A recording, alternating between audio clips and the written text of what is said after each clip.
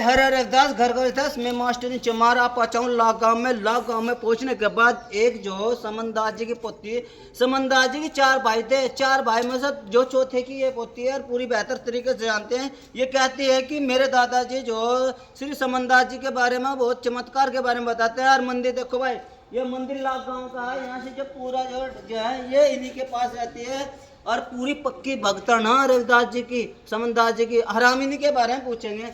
हाँ जी, नाम बताओ, क्या नाम है? शिवानी कटारी। शिवानी जी ने बताओ, जो समनदास जी महाराज ने चमत्कार किए वो आपको कौन लोग बताते थे? मेरे बाबा जी बताया करे थे। वे तुम्हारे बाबा जी कौन कौन से नंबर के थे? कौन से चौथे नंबर में कौन से थे जी? हाँ जी, जोर से।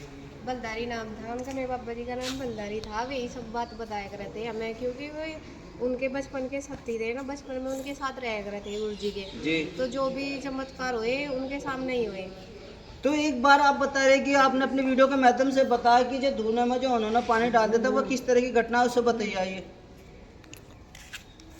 बताइए किस तरह की घटना है वो मेरे बाबा जी ने बताई थी कि जैसे कि गुरु जी के ज़्यादा चमत्कार होने लगे थे तो जनता जो थी विश्वास नहीं करे थे, क्योंकि जी। वे बचपन में ही महाराज जी बन गए थे। जी।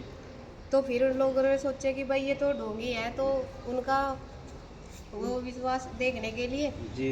उन्होंने धूना लगाया था गुरु जी ने। जी। तो लोग बाग वहाँ पे इकट्ठे हो गए। उन्होंने कहा कि अगर तेरे में शक्ति है तो इस धूने को जला के दिखाइए, जब हम ही सब बुझा देंगे। तो उसने बाल्टी से पानी फेर दिया, धूना जो है बिल्कुल ख़त्म हो गया, उसमें पानी होगा, राख होगी उसकी। तो गुरु जी ने कहा कि ठीक है, अब देख लो तुम, इसमें कोई पतंगा तो नहीं बच रहा, कोई आग तो नहीं बच रही। उन्होंने कहा अगर नहीं कोई नहीं, क्योंकि उसमें पानी हो गया था। अच्छा, फिर?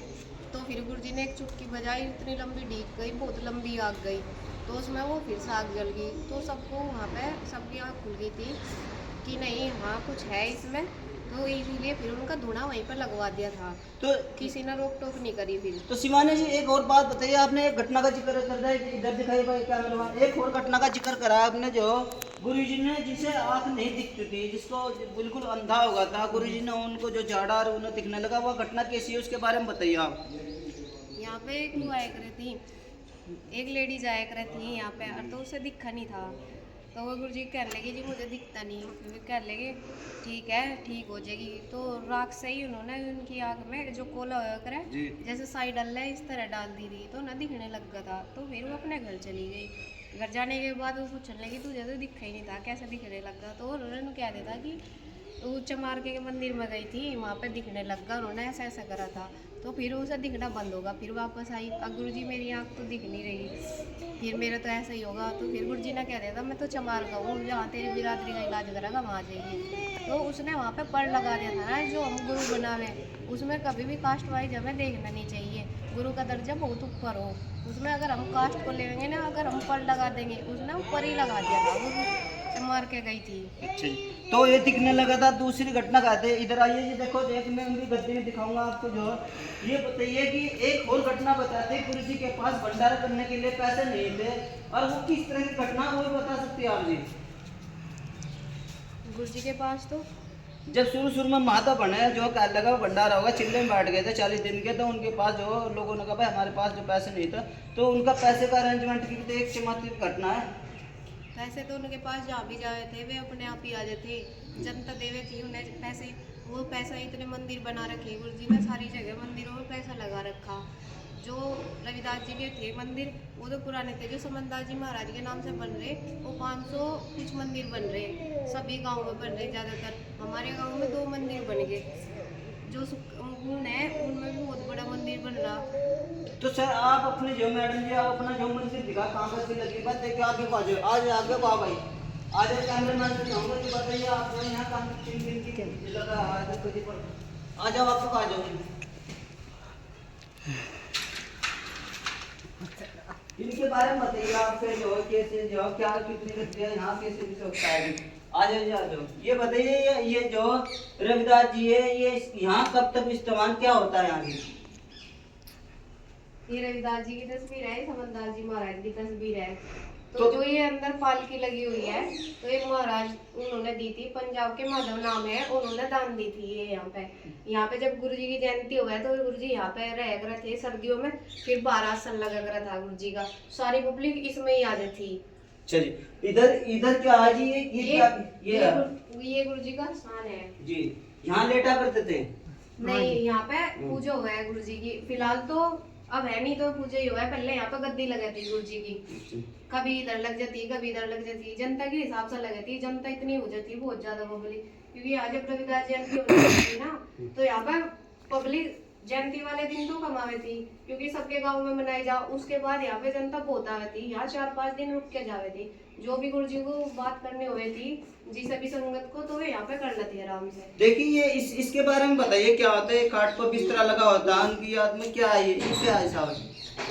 ये उनका आसन लगा रखा है, ऐसे ही लगा रहा है ये आसन को, ये दिखाइए जी, आसन को दिखाओ आप। ये हमेशा ऐसा ही लगा रहा है। अच्छा जी, रोज झाड़ वाड़ जो कपड़े पीछे, हाँ रोज साफ सफाई होकर सब ऐसा ही हो जाओ। अच्छा जी, सब ऐसे ही लगा। देखिए कह रहे हैं कि रोज इसके बिस्तर लगते हैं, साफ सफाई रोज होती है, और आगे उसमें दिखाइए वहाँ जो भंडारा वगैरह होता है वहाँ कहाँ होता है।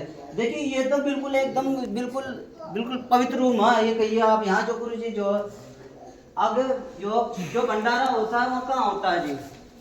भंडारा तो वहाँ को होगा। अच्छा जी, यहाँ पर यहाँ साफ सुथरा ये कमरे बना रखे हैं, जो बाहर से संगत आ रहा है ना जी, तो वहाँ पे जो गुरु जी का स्थान है वो मालिक जी है, जो यहाँ के प्रबंधक है वो उनका है जी। तो ये कमरे बना रखे हैं, जो बाहर से संगत आ रहा है वो इनमें विश्राम करे, कोई भी कितनी देखिए जो बाहर से संगत आती है इन कमरों में विश्राम करते हैं, जो दूसरे शहर से आते हैं, और ये जो ये किस्म जो है इसमें लोग बाग जो सत्संग बैठ कर सुनते हैं।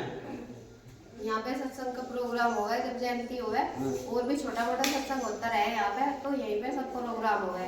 ये कमरे बना रखे, इनमें सब जो दान दक्षिणा है, खाने पीने का राशन वो सब रखा है। और ये गुरु जी का बहुत ही पुराना संदूक है, देखो जी, देखो भाई ये सबसे पुराना संदूक है गुरु जी का। गुरु जी का है। देखो आपको दिखाया कैमरामैन, देखिए आपको दिखाइए, देखिए इसमें बहुत सारे सामान था, लेकिन अब क्या है जयंती के उससे बहुत सामान ऐसे ही पड़ा है यहाँ पे, इनकी संगवाई नहीं हुई अभी तक। देखिए जयंती के उपलक्ष्य में भी तो बहुत सामान इधर उधर है, और जो यहाँ के जो महंत जो यहाँ की रख रखाव करते हैं पूजा पाठ कर, वे कोने में भी दिखा दूंगा। हाँ आइए देखो,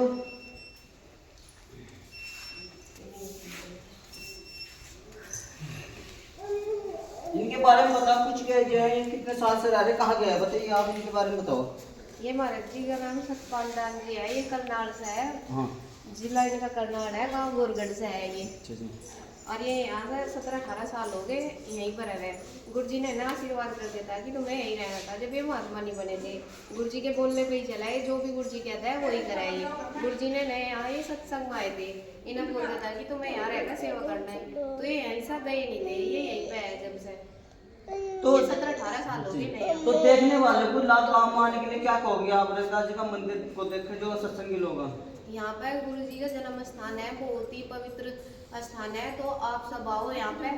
जैसे आप सब शुक्रताल जाओ, यहाँ पे भी आओ, यहाँ का भी नाम चलाओ आप, क्योंकि जन्म स्थली से ही शुक्रताल है।